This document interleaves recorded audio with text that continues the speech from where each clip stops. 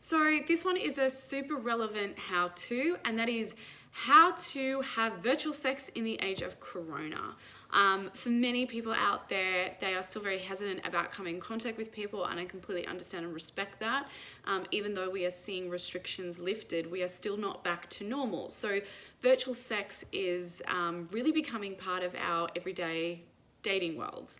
And I think it's so important to talk about this topic because there is so much fear and taboo around it for it being technically illegal in some sense, especially if you are underage. Please don't sext if you are underage, or ask someone who's underage for a naked photo. But it's really important that we talk about, when you are an adult and a consenting adult, how you can incorporate this into your life in a healthy and safe way.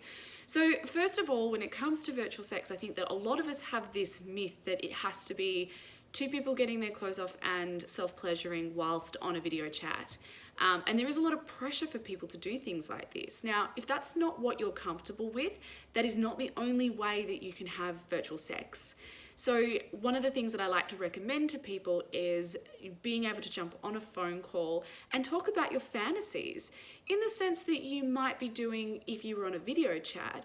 This is a way that you don't have to feel that you need to get naked, but you can still use the same dialogue. So you might be talking about what turns you on, what you would be doing if you were together. However, there's a big but with this one.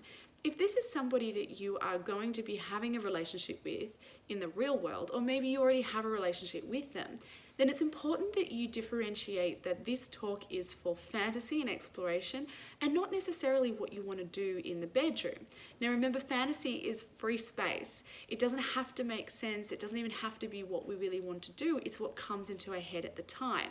So what you don't want to have happen is that if you use this time to talk about fantasies and act them out in a verbal way, that when it does get to being in the bedroom together, that they automatically expect that this is what's going to happen. So really important that you make that differentiation if this is the case. Now you can also do something like this with texting. So you might be able to text each other and say, this is what I would do, this is what turns me on, what would you do next?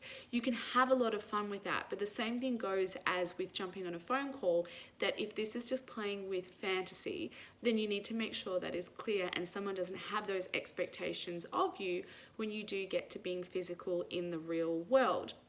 Now, with virtual sex, it's really important that we understand that there are no limits to this and we are in complete control of it. So you can create this exchange the way that you're comfortable with.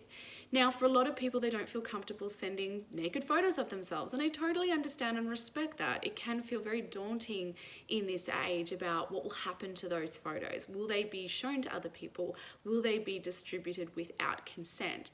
So if someone's asking you for a nude, then you might want to have a bit of fun with that, and you could send them even like a towel up against areas of your body that you want to hide, and it's kind of that nearly taboo of, wouldn't you like to see what's underneath here, or a bed sheet, or you could even use emoji to cover various parts of your body. So there is this implication of nudity, but you're not completely nude.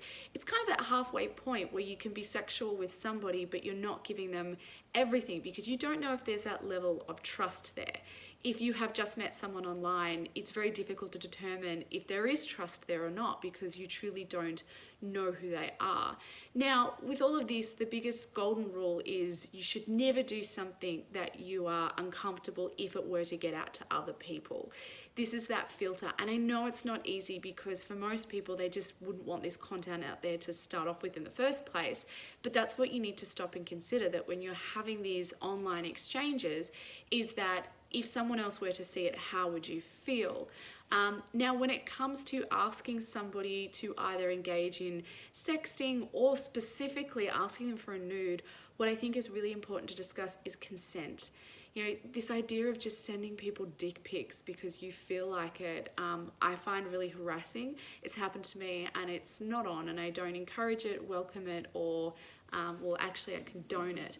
So if you are wanting to send something like that to someone, test the waters. Say to them, you know, oh, I'd love to send you something cheeky. You're okay with that? Or can we take things a little bit further? Or I would like to send you a photo of my penis. Is that okay?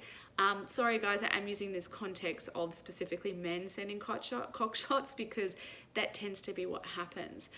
Even though we're in the virtual space with all of this, it's still important to have consent.